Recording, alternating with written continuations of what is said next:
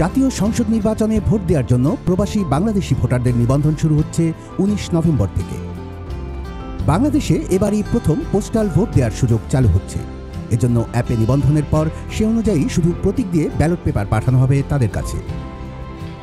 ১৮ November সন্ধ্যায় এই অ্যাপটি উদ্বোধন করেছেন প্রধান নির্বাচন কমিশনার এএমএম নাসির উদ্দিন। নির্বাচন কমিশনের সিদ্ধান্ত অনুযায়ী আগামী ১৮ ডিসেম্বর পর্যন্ত বিভিন্ন পর্যায়ে বিভিন্ন দেশে থাকা বাংলাদেশি ভোটাররা নিবন্ধনের সুযোগ পাবেন।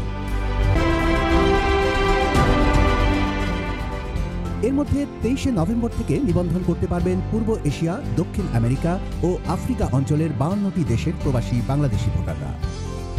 এছাড়া উত্তর আমেরিকার ১৪টি দেশ ও ওশানিয়া অঞ্চলের ২টি দেশে থাকা ভোটাররা ২৪ থেকে ২৮ ডিসেম্বরের মধ্যে নিবন্ধনের সুযোগ পাবেন।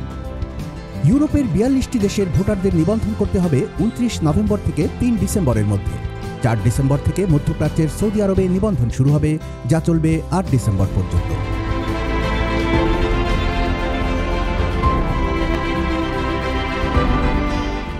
নিবন্ধনের জন্য প্রবাসী ভোটারদের গুগল প্লে স্টোর অথবা আইফোনের অ্যাপ স্টোর থেকে পোস্টাল ভোট বিডি অ্যাপটি ডাউনলোড করে নিবন্ধন করতে হবে। নিবন্ধনের জন্য প্রত্যেক ভোটারেরই লাগবে একটি করে আন্তর্জাতিক সিম কার্ড। অ্যাপে জিও লোকেশন চালু থাকার কারণে বাংলাদেশে বসে কোনোভাবেই এই অ্যাপটি ব্যবহার করা যাবে না। মোবাইল নম্বর প্রবেশ করানোর পর ওয়ান টাইম পাসওয়ার্ড বা ওটিপি আসবে। এরপর জাতীয় পরিচয়পত্র বা এনআইডির ছবি তুলে আপলোড করতে হবে। পরবর্তীতে দিতে হবে ভোটারের ছবি। রেজিস্ট্রেশনের সময় এনআইডির সাথে ওই ভোটারের ফেসিয়াল রিকগনিশনও যাচাই করতে হবে। ক্যামেরার সামনে ডানে বাঁয়ে মুখ ঘুরিয়ে ভেরিফিকেশনের পর অ্যাপে নিবন্ধিত লেখাটি আসবে। এরপর পাসপোর্ট থাকলে সেটিরও ছবি দিতে হবে, তবে সেটি সবার জন্য বাধ্যতামূলক করা হবে না।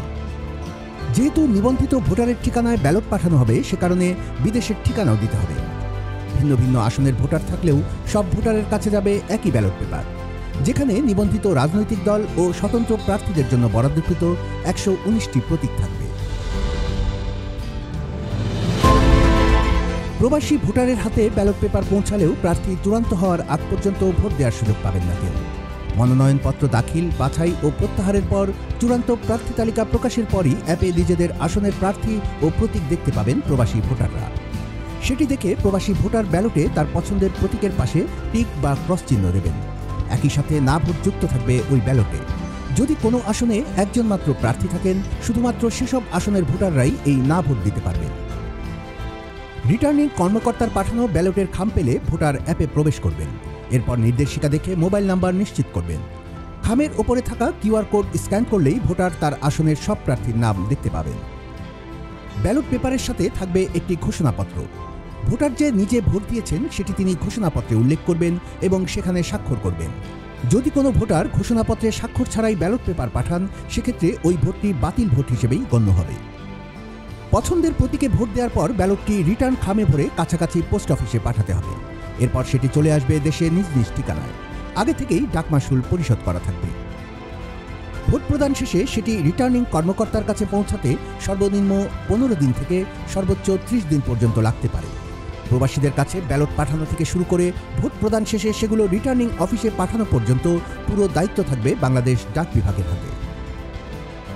প্রবাসী ভোটার ছাড়াও এবার পোস্টাল ব্যালটে ভোট দিতে পারবেন ভোটের দায়িত্বে নিয়োজিত সরকারি চাকুরিজীবী ও দেশের ৭১টি কারাগারের বন্দী ও কয়েদিরা। তাদের জন্যও আলাদা নিবন্ধন ব্যবস্থা চালু করছে ইসি।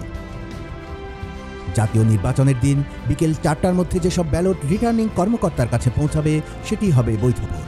এরপরে এসে পৌঁছালে সেটিকে বাতিল ভোট হিসেবেই ধরা হবে। এক্ষেত্রে সঠিক সময়ে ব্যালট এসে পৌঁছানো কিংবা আগাম ব্যালট পাঠানোর পর নতুন কোনো প্রার্থী তালিকায় যুক্ত হওয়া বা তালিকা থেকে বাদ পড়ার বিষয়টিকে সবচেয়ে বড় চ্যালেঞ্জ হিসেবে দেখছে নির্বাচন কমিশন।